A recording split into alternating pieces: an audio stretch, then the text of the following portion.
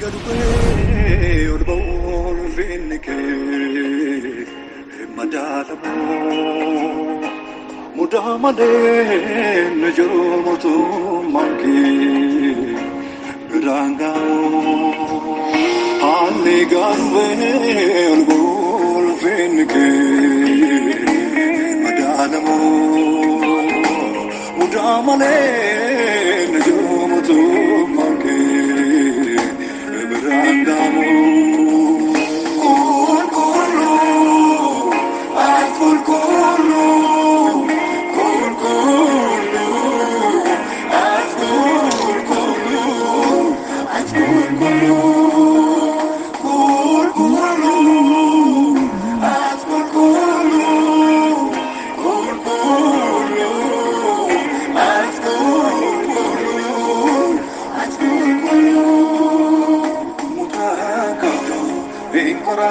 Somte umani enjumanke kulkulu demarane murangadu ingora somte umani enjumanke kulkulu demarane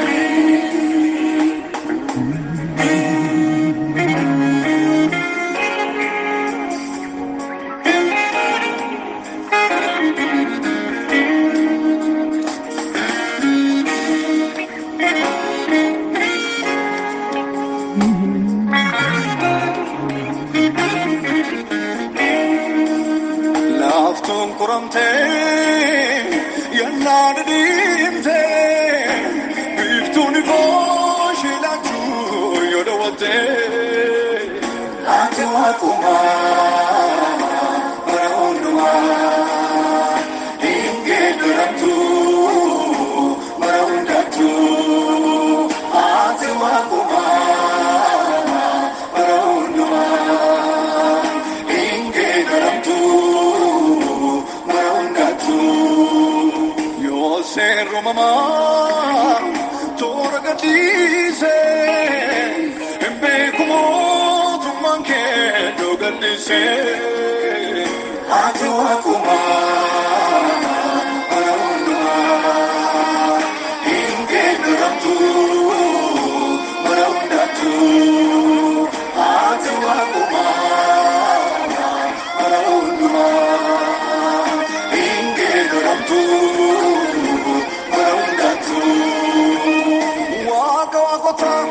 barike umangamne dangamotu maketi simbegamne atwa kuma arunduma inge daramtu marundatu atwa kuma arunduma inge daramtu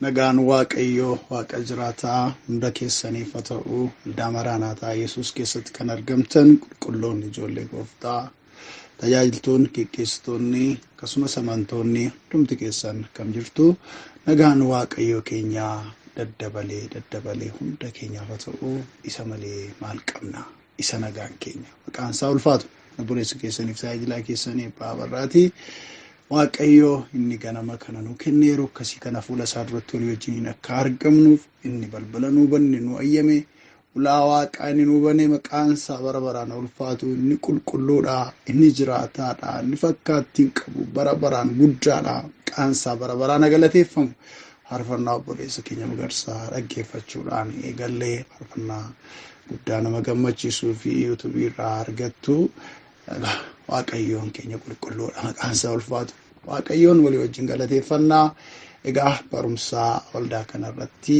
gama onlaayiniitiin tibuufiinsaa walii wajjiniin barachaa jiru yaadattu amantooti guutuun kan akka waldaa kanaatti qofa barachaa jiru jechuudha. Waaqayyoon sodaachuu mata duree jedhu laalaa irra sodaachuu waaqayyoo keenya isa waaqessinu isa waaqaaf lafa uume isa bara baraan jiraatu isa barri mootummaa isaa dhumaaf daangaa hin qabne isa barri biyyi tolus biyyi badus haalli tolus haalli badus dukkanaa'us ifuus tolus hadhaa'us haala kam keessatti iddoodhaa hin mixxinne waaqayyo isa jiraataa sodaachuu isa jedhu walii wajjiniin barachaa irraa dubbii ijoodhaa dhimma jireenya kiristiyaanummaatisidha. Kanaaf waaqayyoon nu gargaaraa nu barsiisaa kutaawwan darbanii ja'an keessatti waan baay'ee argannee irra barruu isaarraa harka isaarraa arrammoo kutaa torbaffaa walii wajjiniin baranna gara kutaa torbaffaa walii wajjiniin barannu tutuun darbiin garuu waaqayyoon walii wajjin galateeffachaa kadhanna. Waaqa keenya guddaa bara baraa kan taate waaqa mootiif waaqaaf lafarratti guddaa taate mootii moototaa gooftaa gooftotaa maqaa Yesuus Kiristoos gooftaatiin galanni siif haa ta'u. Jireenyi keenya barruu keessa guddaasaa qulqulluusa gaarii irratti eegame har'a ga'e ama hamajaajiin diinonni nu hin dandeenye kiyyoo warri kaan ofumaan dhamaan boolla warri qotan ofiitti awwaalaman ijoolleen kee harka keetiin baatamnee hamaarratti harkaanfannee kiyyoo du'aa jalaa baraaramnee jireenya nuuf labsame mirgi keenya eegamee as geenyeerraa maqaa gooftaa maqaa Yesuusiin galanni galata irratti kabaja irratti oqqubaa irratti leellifamuuf illee bara baraan maqaa Yesuusiin si duwwaadhaaf haa ta'u dhageenya. Eeyyee kan kee dinqisiisaadha ajaa'ibsiisaadha akka dhuunfaatti akka maatiitti akka biyyaatti akka ollaatti akka waldaatti kanatti nu goote gaarummaan dubbatamee hin dhumnetu nurra jira. Jireenyi keenya oolmaa keetiin badhaadhee oolmaan kee jireenya keenya keessa guuteera. Waaqayyo bara baraan kabajame ulfaadhu galanni oqubaan faarfannaan ililleen jajamuun waaqeffamuun maqaa keessa jiraata duwwaadhaaf haa ta'u. Utuu ati tola hedduu gaarummaa dubbatamee hin dhumne hedduu nuuf gootu immoo nuyi guutuun taane cubbuu garaagaraa mudaa garaagaraa hirrina garaagaraa qabna. Karaa tokkoon iyyuu guutuudha jennee of waamuu hin dandeenyu garuu haa tokko amanna. Dhiigni ilma isaa Yesuus Kiristoos cubbuu hundumaatti akka qulleessu. Isa malees cubbuu ilmaan namootaa irraa fuudhuu kan hin danda'u dhiigni kan biraan akka hin jirre amanneetti walii galleera. Kanaaf yeroo kana fuula kee duratti kadhanna tokko keenyaaf waaqni araaraa banamu cubbuu hunduma keenya hirmii jireenya keenya keessa dhangalaase. Nu keessa jiraachuu kan malu ulfina keeti kabaja keeti simboo keeti hafuura keeti ayyaana keeti dubbata keeti malee cubbuudhaaf leelee cubbuu miti. Maqaa Yesuusiin keessi keenya qullaa'u waaqa banii immoo jireenya keenya dhuunfadhu hafuura kee qulqulluudhaan jireenya keenya hojjedhu maqaa gooftaa Yesuusiin hafuurri kee qulqulluun keessa keenya iddoo hin dhabiin ulaa waaqa bantee nu tajaajiluu jalqabii. Yaa waaqayyo sirraa baranna nu barsiisi sirraa dhageenya nu dhageessisi sagaleen kan kee fakkaatu addunyaa kanarra hin jiru ati dubbadhu nu callisnaa ati dubbadhu waaqa keenya maqaa Yesuusiin immoo ergamaan bineensichaa ergamaan bofa bara durii sun seexan lafaaf foon diiyaabiloos kan inni bobbaasee jiru kiristiyaanota yaada waaqayyo keessaati hatuudhaaf mootummaa dukkanaatti deebisuudhaaf kan inni karoorfatee jiru hundumtu maqaa Yesuusiin harkaa hin diigna harkaa kan diigame haa ta'u jireenya keenyarraa kan galagale haa ta'u nagaa keenyarraa kan galagale haa ta'u boqonnaa keenyarraa kan galagale haa ta'u dibatanti nu dibdarraa kan kufe haa ta'u maqaa Yesuusiin naannoo keenya nagaa keenyarra jiraachuu hin danda'in. Xaxaa inni xaxaa jiru namoota nu wajjin jiraannu waajjira nu mana nu keessa hojjennu iddoo nu jireenya keenyaarra karaa adda addaatiin kiyyoonni kiyya saaru hundumtuu diigneerra maqaa Yesuusiin kan diigame haa ta'u.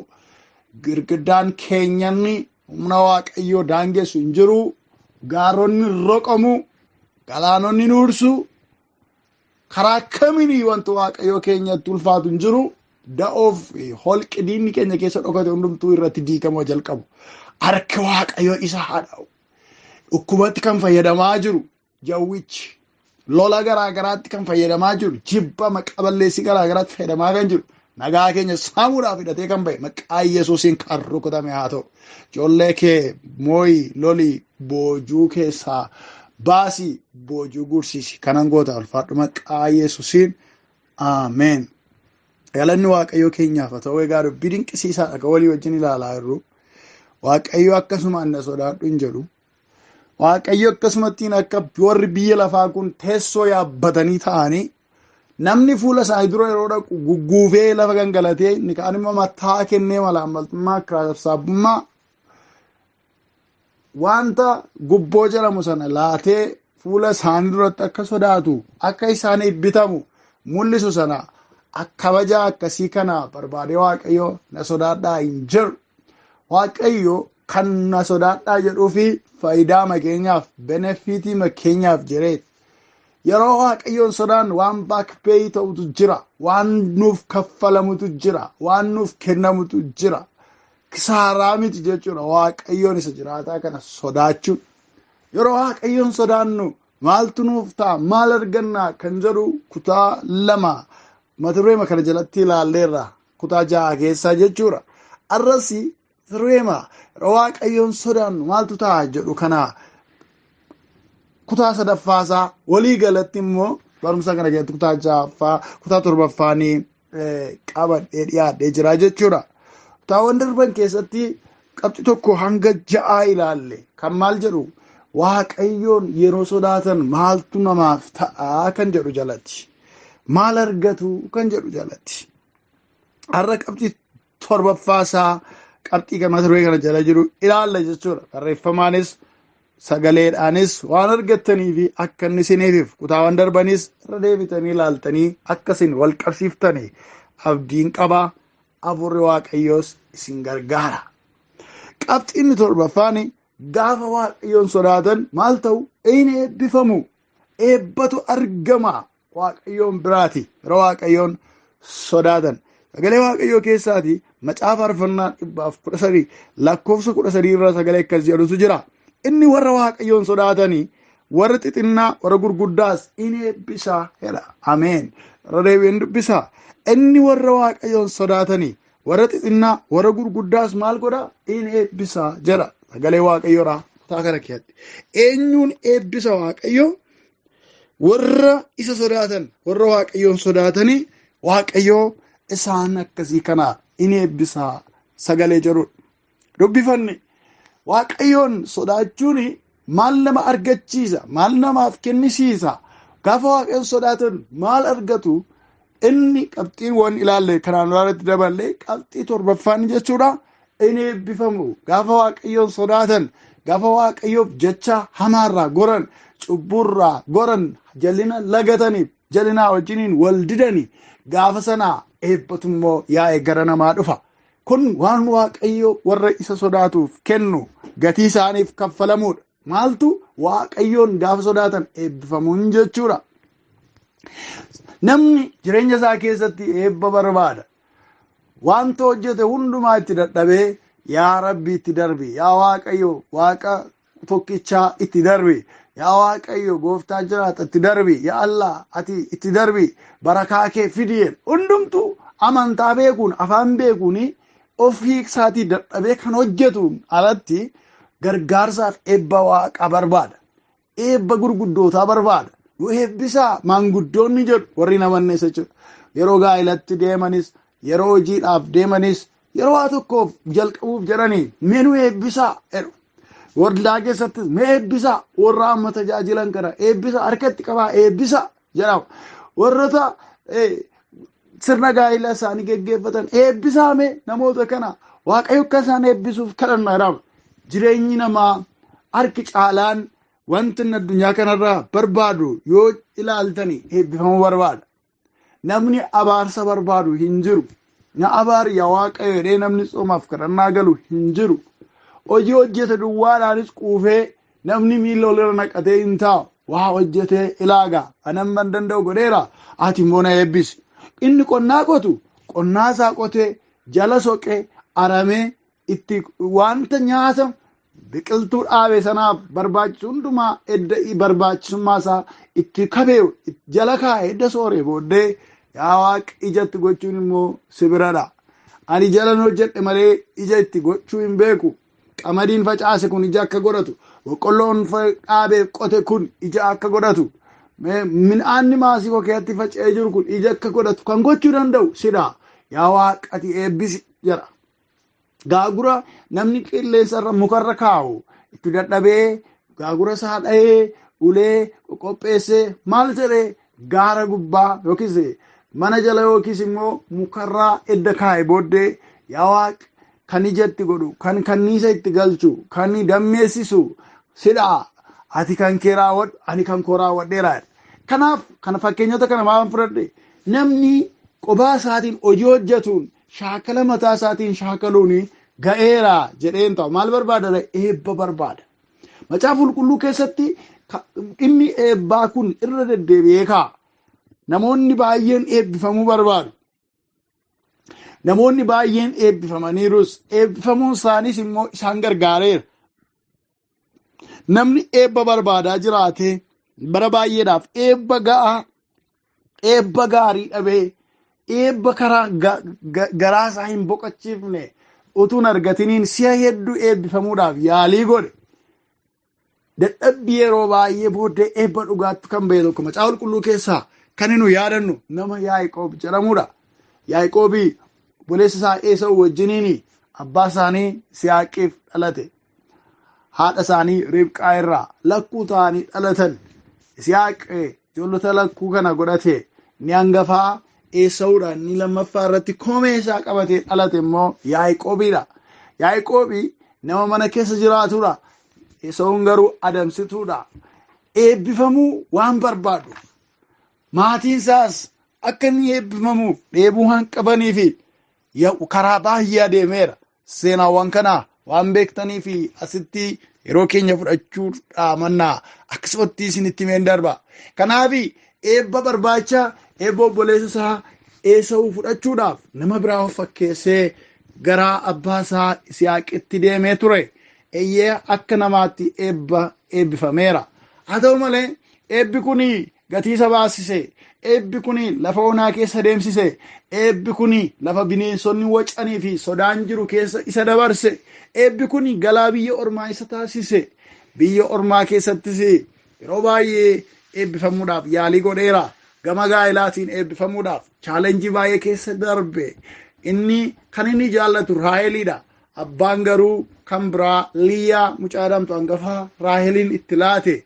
Ijoollee lachuu fudhachuudhaaf jecha mana Laabaan abiyyuu isaatiitti waggaa 14 hojjete. Walumaa galatti immoo waggaa 6 dabalee abiyyuu isaatiif hojjechuudhaan waggaa 20 mana ormaa keessatti galaatee jiraate. Haa ta'u achi keessattis yeroo baay'ee eebban barbaada. Isaaf eebba gidduutti garuu wallaansootu ture. Inni isaaf hojjetu yeroo baay'ee kennaa isaaf kennu jalaa jijjiiruudhaan akka horii barbaadu sana akka hin arganneef danqaa itti ta'aa tureera. Egaa kana hundumaa keessa inni darbe, kana hundumaa keessa inni yaale akka namaatti eebbadha jedhee waan walitti qabatee garuu jireenyi isaa tasgabbiin qabu ture. Jireenyi isaa nagaan qabu ture. Maaliif eebba namootarraa funaanu sanaani lafa garaasaa ga'uu hin dandeenye. Hiireen paart garaasaa keessa iddoo isheen dhokattuun wanti isheen dheebatu tokko jirti. Ammallee satisfaayi ta'uu hin dandeenye. Namni waaqayyoodhaa Yaaqoobi eebba akka ijaan mul'atu kan lakkaa'uu danda'u horii baay'ee horiira. Saawwan baay'ee qaba. Harroota baay'eetu jira. Bushaayee hedduutu jira. Mana isaa keessaa wantoonni barbaachisan hedduu jira. Namoonnis kutataan jiru. Ijoolleenis dhalataniiru. Haa ta'u malee ammallee garaasaa keessatti duwwummaatu itti dhaga'ama. Kanaaf maal godhe namoota qabu sana qabeenya isaas laga ceesisee gaaf tokko iddoo tokko utuu adeemu nama lafarraa tokko wajjiniin nama lafarraan nama hin taane tokko wajjiniin walitti ba'e. Nama sana argatee wallaansoo ittiin qabutti ka'e. Namichi gadi hin dhiisu Yaaqoob gadi hin dhiisu. Wallaansoo cimaatu geggeeffame. Hamma lafti bari'utti itti rarra'e. Ganna dhiisi garsinniis maaliif na eebbisi.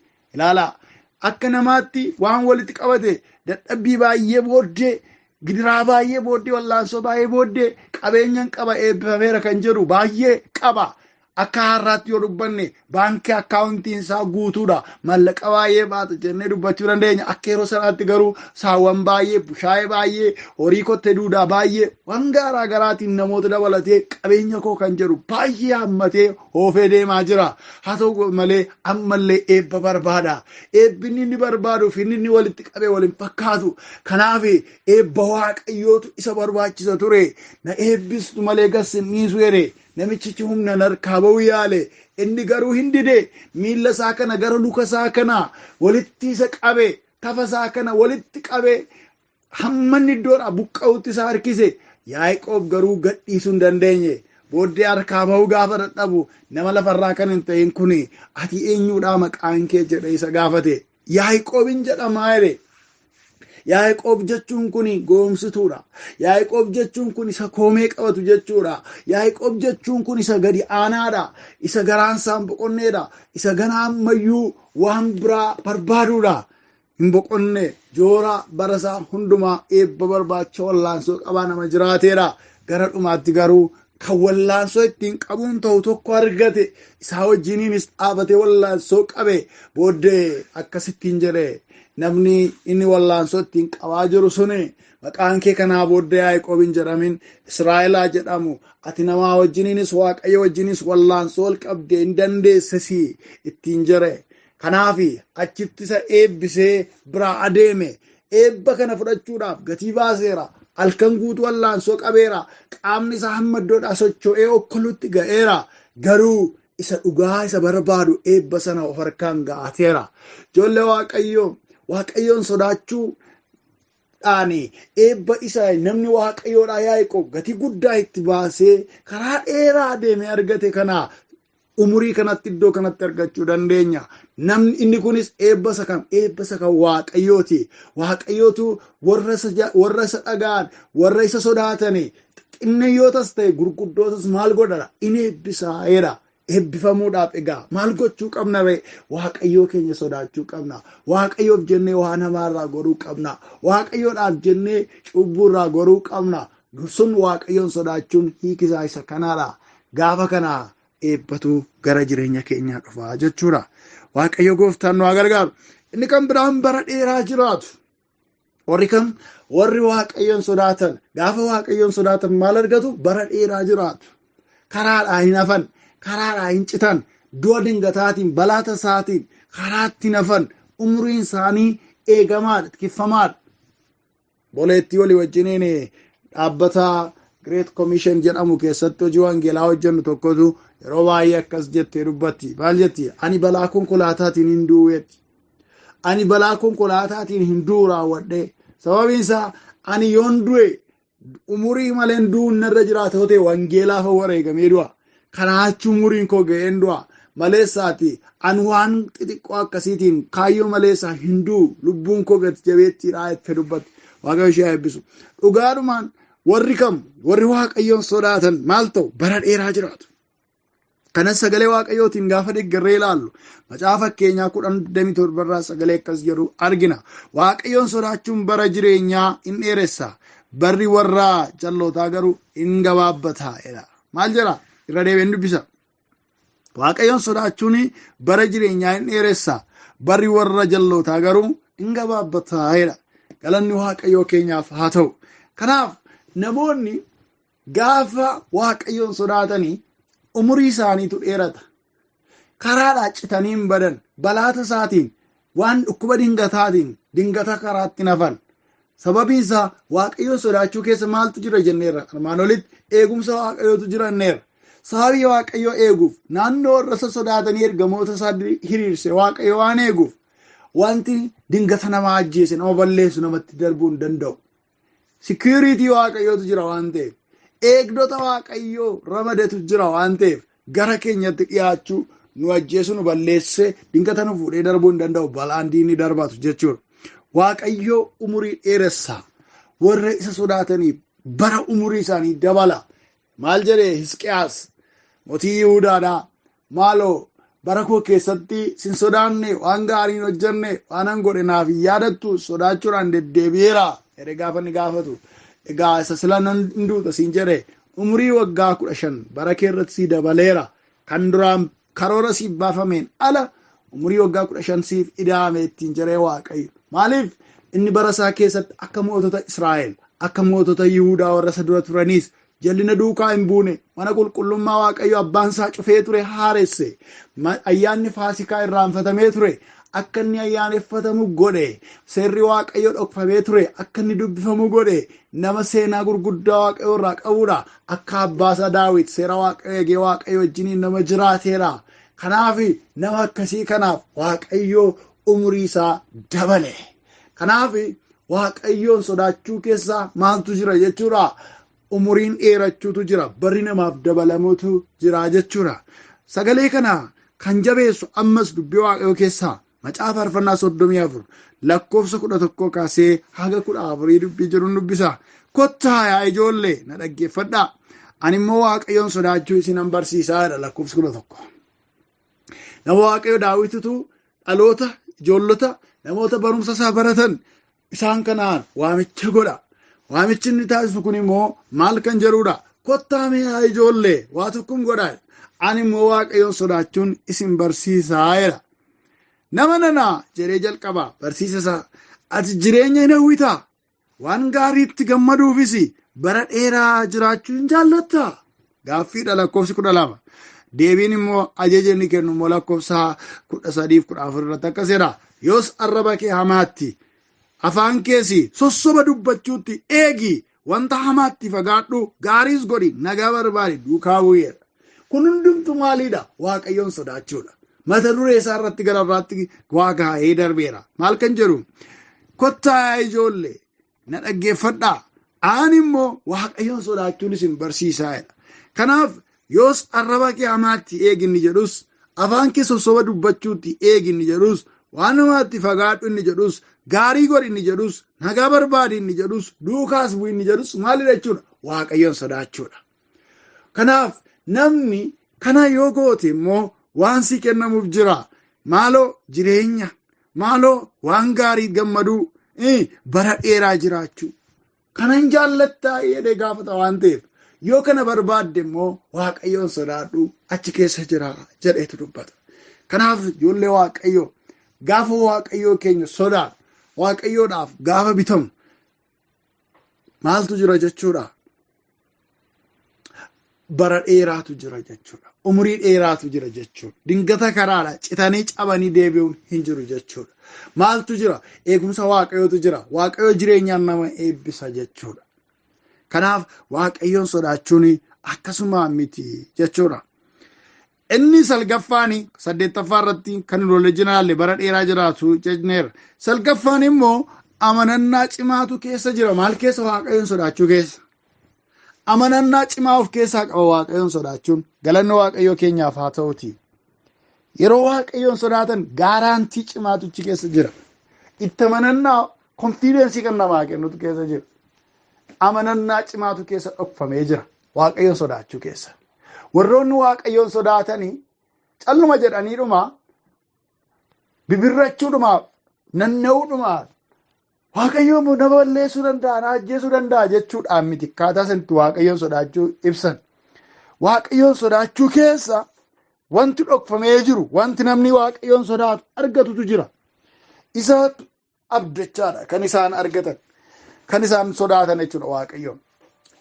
Isa eeggachaa, isa abdachaadha karaa isaan ittiin akkaataa isaan itti waaqayyoo wajjiniin jiraatan. Waaqayyoo warra isa sodaatan, warra isaaf abboomaman, warra isaaf jedhanii waan hamaarraa goranii fi kan inni qopheesse waatu jira. Waaqayyoon sodaachuu keessaa wanta argamutu jira. Maaltu keessa argama yoo jennee fi amanannaa cimaatu keessa argama. Waaqayyoon sodaachuu keessaati. Galanni abbaa keenya mootii keenya isa jiraataadhaaf haa ta'u. Maal jedhaa macaafa fakkeenyaa 14 lakkoofsa 26-27 irraati. Nan dubbisa. Waaqayyoon sodaachuu keessa amanannaa cimaatu jira. Ijoolleen nama isa sodaatu da'oo hin argatu.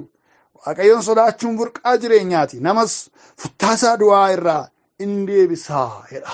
Galanni waaqayyoo baatu. Maal jedhaa? Waaqayyoon sodaachuu keessa amanannaa cimaatu jira. Namoonni yeroo hojii barbaacha gara dhaabbata tokko deemanii utuu gara dhaabbata sanaa hin deeminiin fuulduraa duraan hojii kan biraa keessa jiru yoo ta'e maal jedhu maaltu keessa argama? Hojiin amma hojjechaa jiru irraatiin addatti wanti irraa argadhu maaltu jira yoon gara dhaabbata sanaatti jijjiirame isa jedhu dhaabbatanii ilaalu. Calluma jedhaniidhuma hojii jijjiiruu barbaadanimaaf utaalanii dhaabbata kan biraa keessa hin seenan. Dhaabbataniitu faayidaa achi keessaa argatan. Wabii dhaabbanni sun namaaf qabu waa'ee isaa dhaabbatanii yaaduutu irra jiraata. Isa booddee hojii isa duraan keessa jiran sana gadi dhiisanii gatanii gara hojii isa haaraa sama jedhanitti argatu.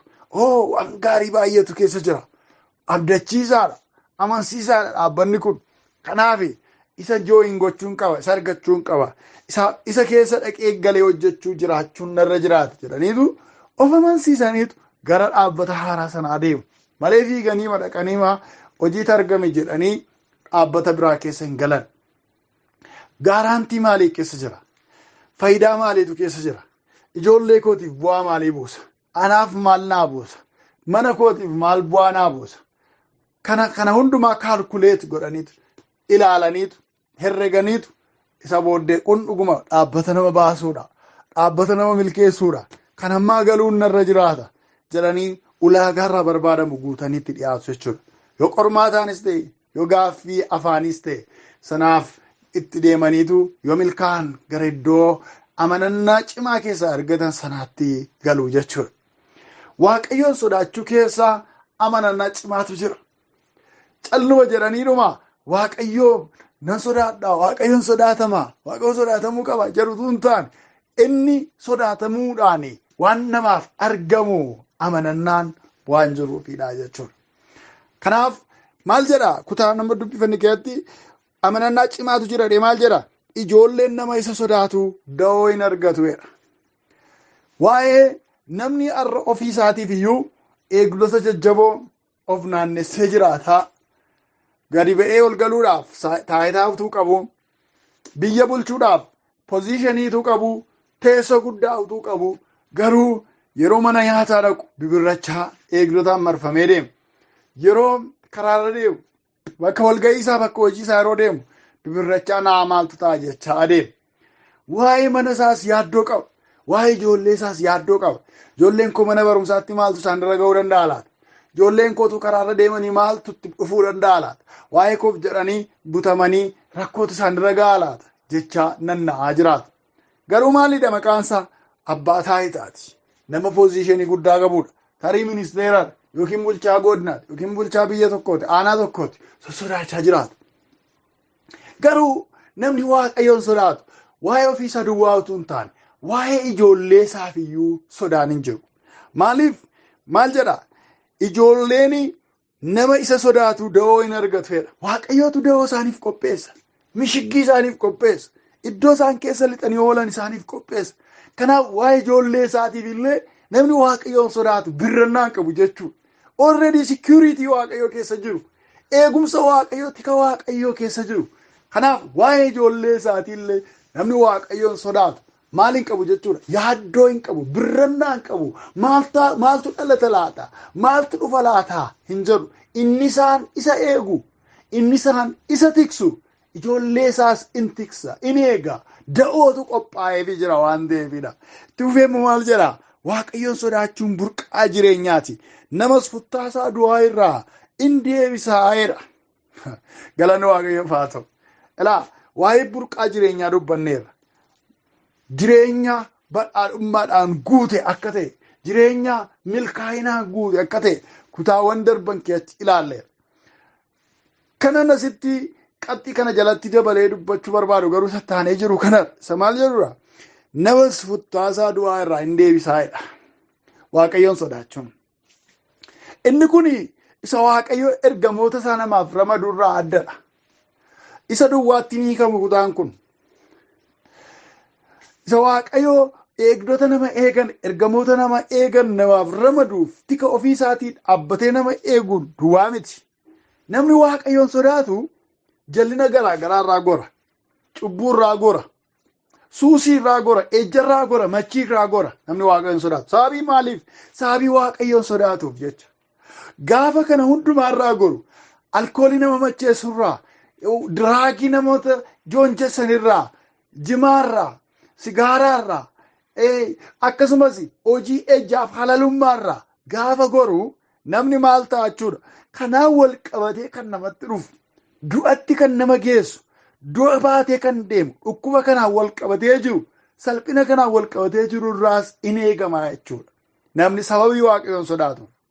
Kiristiyaanummaan keenya waaqayyoon sodaachuuf waaqayyoon buluun keenya jireenya bara baraa isa ganaa dhannee waaqa irratti waaqayyoof ergamoota isaa qulqulloota gooftaa keenya Yesuus Kiristoos wajjin gammadaa jiraannu duwwaadhaaf osoo hin taane as addunyaa kanarra utuu jiraannuyyuu jireenya gammachuu qabu, jireenya fayya buleessa ta'e, jireenya sossodaataa bibirrachaa, dhukkuba akkasiirra hin bu'aa laata, gidiraa akkasiirra hin bu'aa laata jechaa nama hin jiraachifne, konfiidensiidhaan nama jiraachisu jireenya akkasii nama argachiisa jechuudha waaqayyoon sodaachuun. Gatiin ijoollee waaqayyoo, gatiin warra isa sodaatanii kanaaf mi'aadha. Alkooliin adda addaadhaa jireenya isaanii, somba isaanii, tiruu isaanii hin balleessine. Suusiin garaagaraa, sigaaraan garaagaraa somba isaanii hin xureessine, hin ciccirre, daandii dhiiga isaanii, seelii isaanii hin faalle. Maaltu araada adda addaadha. Akkasumas immoo dhukkuba baraatiin, karaa saal qunnamtiitiin kan daddarbuun hin faalamne. Maaliif? Waaqayyoo waan sodaataniif shaakala akkasii keessa hin galle waan ta'eef. Kanaaf namas maalirraa deebisa jechuudha. Kutaan kun, kutaa amma dubbifanne kun namas futtaasaa du'aa irraa deebisaa inni jedhu kanadha jechuudha. Yeroo waaqayyoodhaan sodaannu futtaasaa du'aa irraallee sodaachuun, waaqayyoon sodaachuun, waaqayyoof jennee hamaarraa goruun nu tiksa, nu oolchaa jechuudha. Kanaaf icciitii kana qaba. Walumaa galatti lakkoofsa 9 irratti yeroo waaqayyoon sodaatan maaltu taasee dhufi amanannaa cimaatu keessa jira, keessa argamaa isa jedhudha.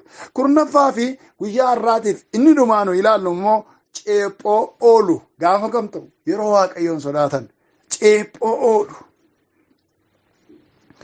qaanii oolu,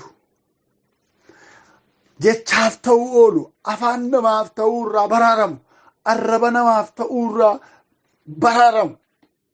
Kana yeroon dubbadhu namni utuu gaarii hojjetu, utuu karaa qajeelaa irra deemu dingata maqaan isaa baduu hin oolu. Sana sun ta'uu danda'a. Gooftaa Yesuusin iyyuu albaadheessa kuni jedhanii maqaa isaa balleessaniiru. Inni kuni akkuma abbaa barbaade wajjin nyaata, abbaa barbaade wajjiniin mana immoo irra qaraxxuu kana dhaqa. Maal inni kun jedhan? Yohaannis cuuphaa isa kana hundaan gooneen immoo hafuura hamaa qaba. Inni kanaaf hawaannisaaf damman daamu duwwaa nyaata. Inni hafuura hamaa qabaadhan. Namni yoonnaa jireenya isaas kan biraarraati limiit of godhee jiraates maqaan isaa nama bada. Yoonnaa hawaasatti makamee jiraates akka gooftaa Yesuus maqaan isaa nama bada. Sun waan hin oolleedha. Garuu sanaan alayyuu utuu dhugaan kun jiru, utuu dhugaan kun jiru inni maqaa badan homaa miti. Garuu godhanii balleessanii akkuma namni jedhu sana ta'anii, akkuma namni nama irratti dubbatu sana ta'anii argamanii ceephoodhaaf ta'uun waaqayyoon sodaachuu dadhabuudha. Garuu warri waaqayyoon sodaatan ceephoo akkasiirraa, maqaa badii saalfii qaanii akkasiirraa arrabaaf ta'uurraati baraaramu. Sagalee waaqayyoo keessaati macaafa Naahimiyaa boqonnaa 5 lakkoofsa 9 irra dubbii jiru dubbifanna walii wajjiniin akkana jedha. Ani immoo wanti isin hojjettan kun gaarii miti. Sabni garaagaraa warri diinota keenyaa akka nun ceephaanetti sodaa waaqayyootiin jiraachuun isiniif hin ta'uree jedheera. Nama waaqayyoo Naahimiyaatu obboloota isaa, lammii isaa warra saba waaqayyoo ta'an, warra waaqayyoo wajjiniin jiraatan garuu immoo waaqayyoon sodaachuu dhiisanii obboloota isaanii, qomoo isaanii, dhiiga isaanii fuudhanii hojjettoota mana keessaa godhatanii baatti ulfaachisanii warra jiraachaa jiran kana walitti qabeetu maaliif arrabaaf taana? Maaliif qaaniidhaaf taana? Maaliif yeelloof taana? Warri saba waaqayyoon ta'in diinonni keenya sababa ittiin nu ammeessan, sababa ittiin nu ceephaan maaliif argatu? Yeroo isin obboloota keessan warra bilisa ba'anii jiran, warra birmadummaa argatanii jiran fuutanii garbitti godhattan, yeroo isin hojjetaa godhattan maaliif ceephoodhaaf taana jedha. ifama. Jedheetti fufeetu sodaa waaqayyootiin jiraachuun isiniif hin ta'uree jedha. Sodaa waaqayyootiin jiraachuun isiniif hin ta'uree.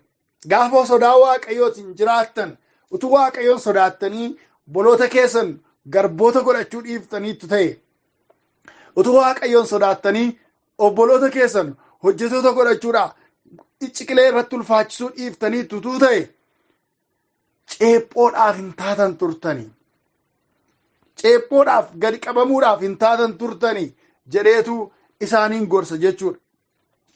Obboloota isaa irratti dheekkama jechuudha. Kiristiyaanota yookiis immoo ijoollee Israa'el warra kutaa duraa keessatti yeroo gara jalqabaa keessatti ilaallee turre sana hojjetoota mana ofii keessa jiraatan irratti ba'aa ulfaachisuun rakkisuun kun waaqayyoon sodaachuu dhiisuudha jennee ilaallee turre.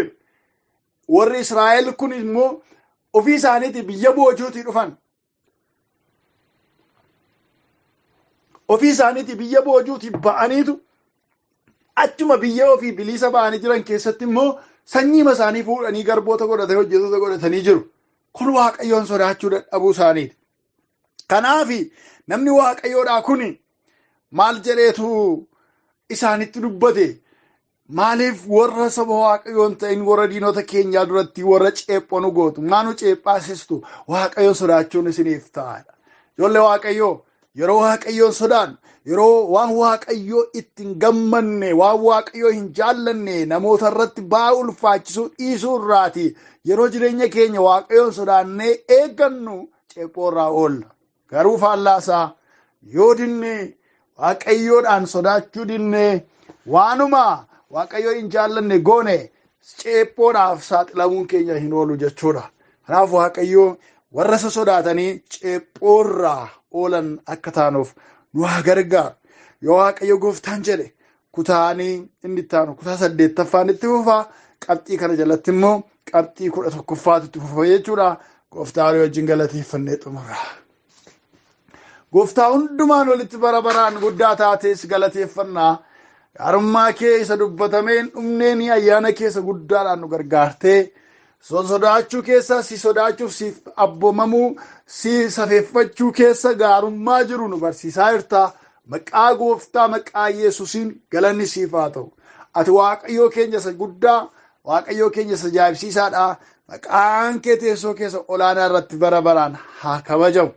Dhugumaan yaa waaqayyoo akka ati barbaaddu kanatti si sodaannee gaarummaaf eebba si sodaachuu keessaa burquun immoo jireenya keenya akka eebbifamnuuf akka argannuuf nu gargaari.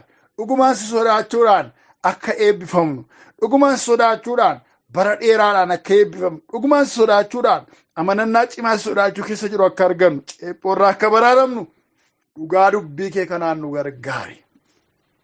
Adaraa yaa waaqayyo dhugaa dubbii kee kanaan nu gargaari. Dhaloota sagalee kee barachaa jiran dubbii kee kana karaa tajaajila sarara onlaayiniitiin barachaa jiran kana yaa waaqayyo ati dhugumaan sagalee isa baratan kanaan isaan gargaari. Jireenya isaanii jijjiir. Sodaan kee jireenya isaanii haa qabatu. Waan godhan keetti kana waaqayyoon jaallatu, kana waaqayyo keessa hin jiru, kana waaqayyoon irraa hin barbaadu, kana waaqayyoon irraa neegu jedhanii siif garaa isaanii guutatanii akka jiraatan harki kee jabeessee isaan haa qabu, isaan haa gargaaru. Hunduma keenya haa gargaaru. Hafuurri kee qulqulluun nu haa tiksu, garaa keenya haa dhuunfatu, nagaan kee nu haa geggeessu, eebbi kee nu haa geggeessu, surraan kee nu haa tiksu, wajjin jiraachuun kee haa beekamu. Kana waan gootuuf bara baraan ulfaadhu. Diiyaabiloosiin isa dubbii keessa dhageenya keessa keenyaaf funaanuu barbaadu. Haalota hudhaa ta'anii dubbii kee nu keessatti biqilee jiru nu keessaa balleessuu barbaadan yaa waaqayyo akkasumas karaa adda addaatiin danqaa ta'anii karaatti nu hambisuu warra barbaadan hiddi keenya lafa akka hin qabanne gochuu warra barbaadan hundumaa nurraa cabsiiti. Inni nu keessa dubbiin kee dagaa kee ija akka godhatu